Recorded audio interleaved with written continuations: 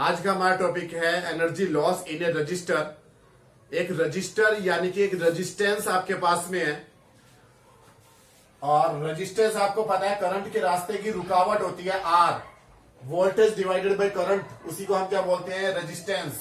तो मान लिया इसे हमने एक बैटरी से कनेक्ट कर दिया है।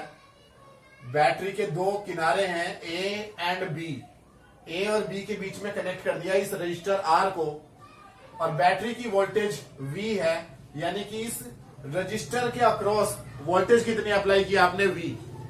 अब वोल्टेज या फिर पोटेंशियल डिफरेंस बात एक ही है, तो इसकी क्या डेफिनेशन होती है, work done to move a unit positive charge from one point to another point is called potential difference.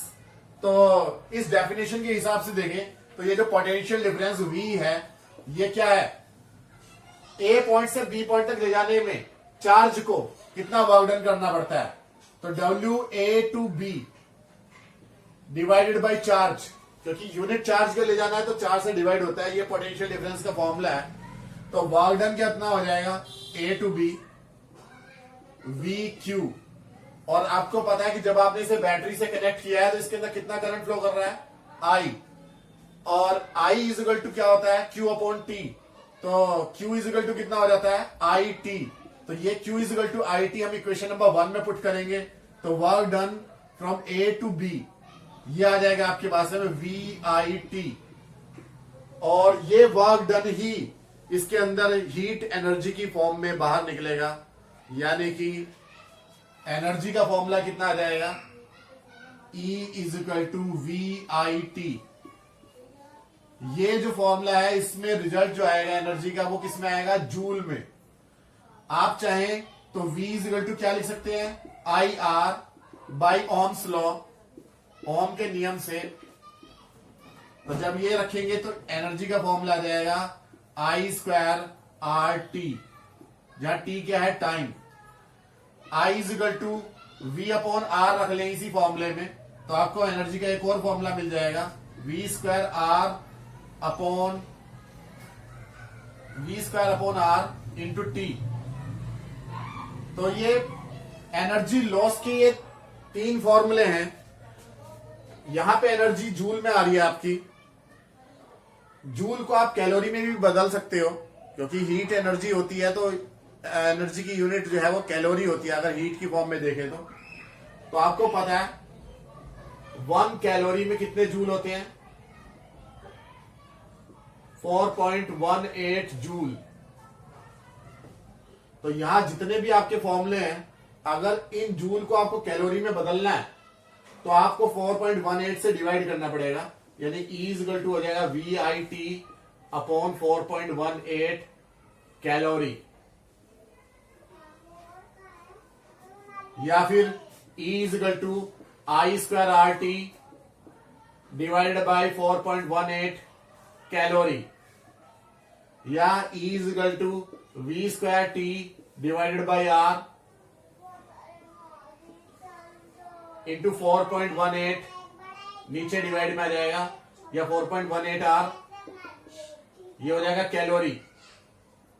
तो इस तरीके से एनर्जी के फॉर्मूलेज आपको मिल रहे हैं एनर्जी लॉस के कैलोरी में। किसी किसी जगह पे 4.18 की जगह हम 4.2 भी लिख लेते हैं क्योंकि 4.18 is equal to approximately 4.2 joule. तो ये जूल की जगह हम ये कैलोरी में फॉर्मूले हैं, जूल में निकालना है एसआई सिस्टम में तो हम ये फॉर्मूला यूज करेंगे न्यूमेरिकल्स में। और पावर का फॉर्मूला क्या होता है, पावर इज इक्वल टू होता है work done divided by time interval. तो work done upon time, work done यानी कि एनर्जी लॉस अपॉन टाइम, ऐसे भी लिख सकते हैं energy loss divided by time. तो जब हम इन फॉर्मूलाज में टाइम से डिवाइड करेंगे इन तीनों में तो यहां टी कैंसिल हो जाएगा, पावर के 3 फॉर्मूले आ जाएंगे P is equal to V I, या P is equal to I square R, या P is equal to V square upon R. तो हम सिचुएशन के हिसाब से जैसा फॉर्मूला हमें चाहिए होगा, अगर हम सीरीज कॉम्बिनेशन में जब हम फॉर्मूला लगाएंगे तो आपको पता है उसमें करंट सेम रहता है तो हम आई स्क्वायर आर लगाएंगे। अगर पैरेलल कॉम्बिनेशन में हमें लगाना है तो उसमें आपको पता है कि वोल्टेज सेम रहती है तो वी स्क्वायर अपॉन आर लगाएंगे। तो हम अपने सिचुएशन के हिसाब से हम फॉर्मूला अप्लाई कर सकते हैं। और वैसे ये जो पावर का फॉर्मूला और हीट का जो फॉर्मूला है, इसमें हीट कैसे प्रोड्यूस होती है, इलेक्ट्रॉन्स के बार बार किसी भी मेटल के एटम से या मॉलिक्यूल से या फिर आयन से कोलिजन्स की वजह से जो है ये हीट जनरेट होती है। और इसका बहुत यूज है, जैसे कि किसी हीटर में, इलेक्ट्रिक हीटर में आप इसी पावर का यूज करते हो।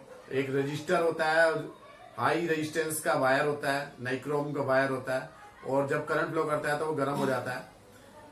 या फिर आपका इलेक्ट्रिक बल्ब भी गर्म हो जाते हैं, या आपका कोई भी इलेक्ट्रिकल एप्लियंसेस हैं तो वो सब जो है गर्म हो जाते हैं पावर लॉस की वजह से, एनर्जी लॉस की वजह से, या जूल लॉस भी बोलते हैं इसे।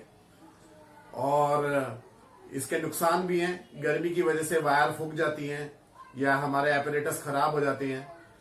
तो इसका यूज जो है, जहां पे हमें जानबूझ के हीट प्रोड्यूस करनी है वहां पर हम इसका एप्लीकेशन है, और जहां हम इसे किसी एपरेटस को और किसी तरीके से यूज करना चाहते हैं और हीट जनरेट नहीं करना चाहते हैं तो वहां इसका नुकसान भी है। तो आप हमारे साथ में बने रहिए, जुड़े रहिए और हमारे चैनल को सब्सक्राइब कीजिए। Thank you.